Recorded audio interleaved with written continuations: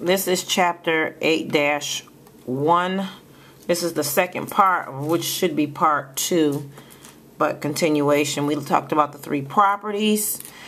You'd have to go back and watch 8-1 part 2, the cross product. Also property 2 is a reciprocal property, and the third one is when we switch the numerator on this second one becomes the denominator, and denominator on this first fraction becomes the numerator, property 3. It doesn't have a special name. Alright, so here's our example. Let's suppose here we have proportional ratios, and we're saying that 4 over x is equal to 5/7. And we want to find out what the value of x is, knowing that they're proportional. How do we know that they're proportional? We can easily tell that because it says that they are equal right here. And because they're equal, that lets us know that they're proportional. And having stated that, we're going to solve this 3 different ways. First, we're going to solve this with cross product. 4 over x is equal to 5 over 7. And when we do that, solve my cross product, that'll be 4 times 7 is going to be equal to 5 times x. So if I write that down, it's going to be 4 times 7. And I'll write this first time, this long way out for us. 4 times 7 is equal to 5 times x. And we should have something such that we have 28 is equal to 5x. And this example is in your book in chapter 8-1. And to solve for x, we divide both sides by, of course, 5.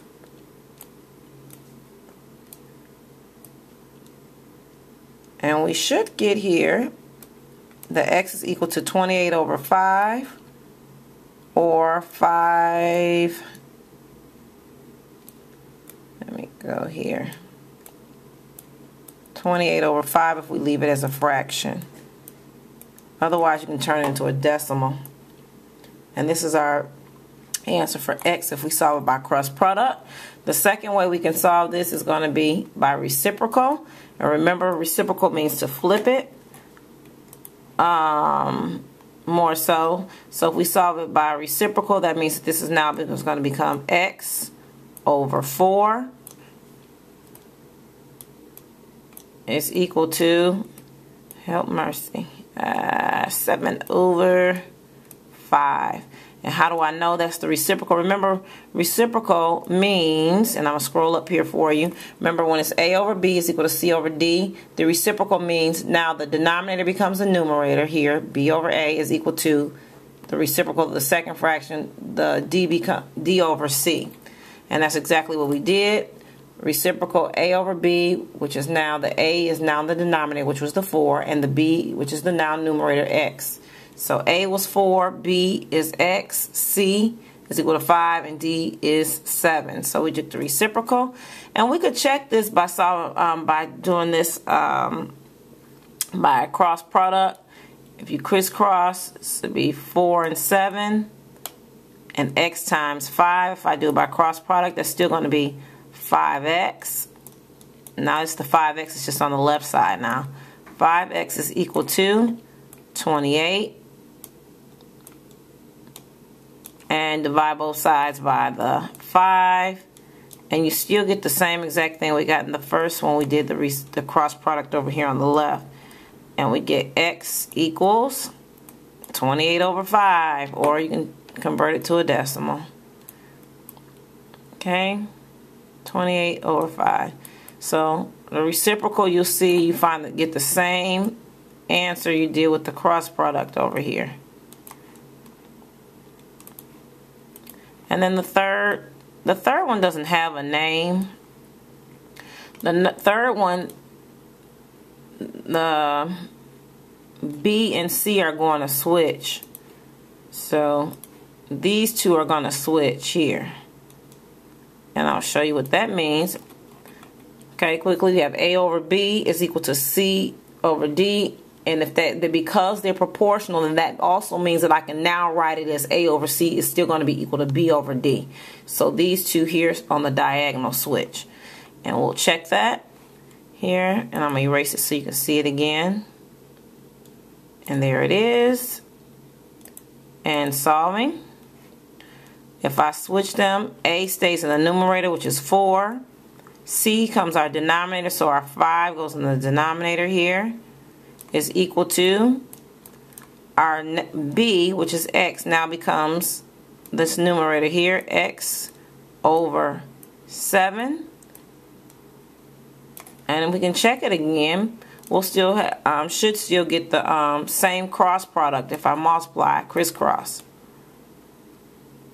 4 times 7 is still 28. And it's equal to X times 5, which is 5X. And then divide both sides by 5. Again, we still get the same answer here. X is going to be the 28 over the 5. So it doesn't matter which of the 3 properties you use, you're still going to end up with the same answer. You need to recognize when someone gives you whatever product they give, whichever property they give you. They may give you property 1.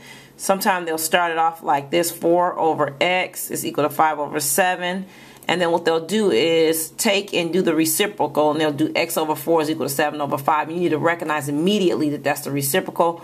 Or they may give you 4 over X is equal to 5 over 7. And then they may say, oh, 4 over 5 is equal to X over 7, when you have to know that that's property number 3.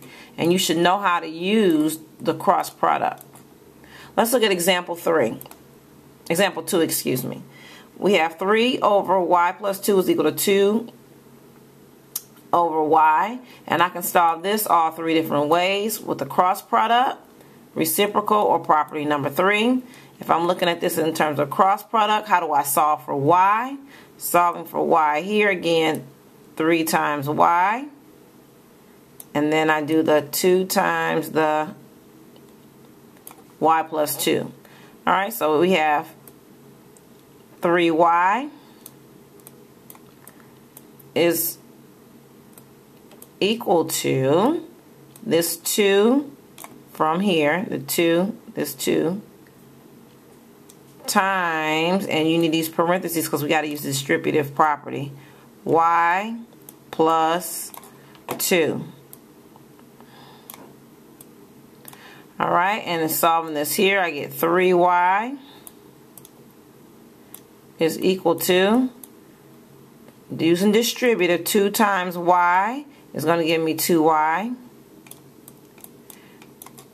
plus this 2 times this 2 here, so that's plus 4.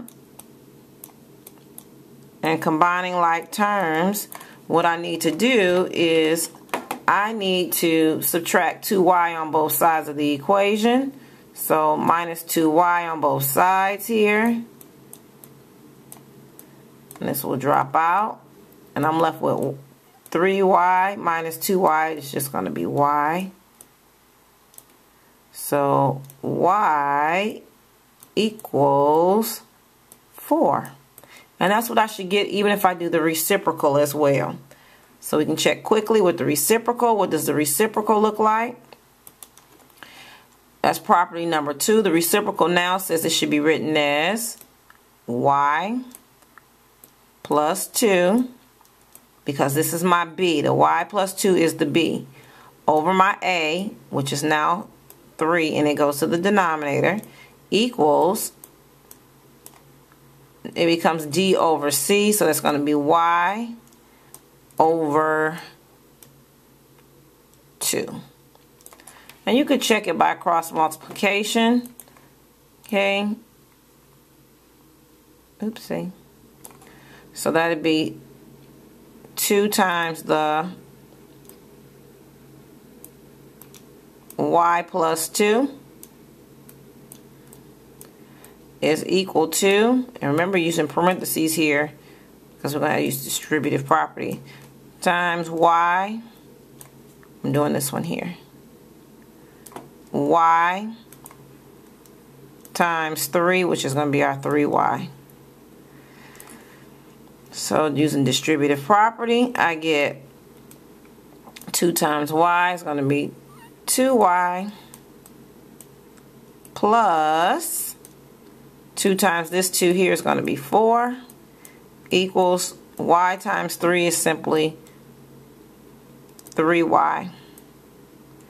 And again, just like we did before, subtract 2y on both sides.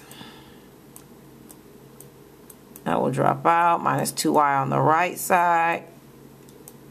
And I'm left with y over here is equal to, and this 4 is brought down, so y is still equal to 4. And then finally, the third property.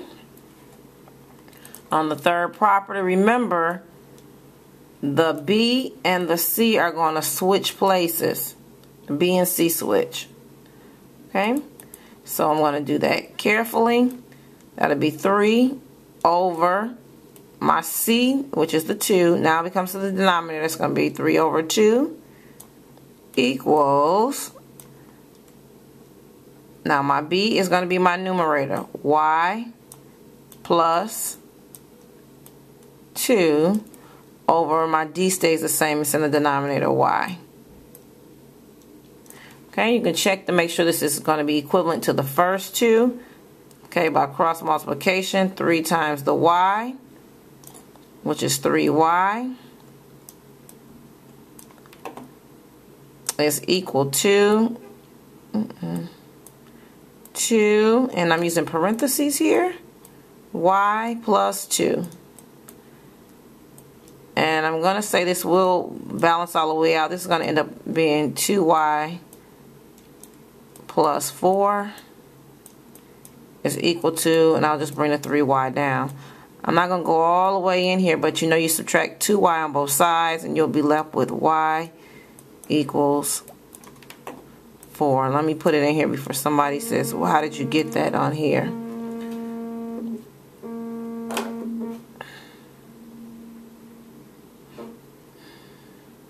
Alright, so let me erase this just a little bit here. Alright, so what I did was, again, I subtracted the 2y on both sides.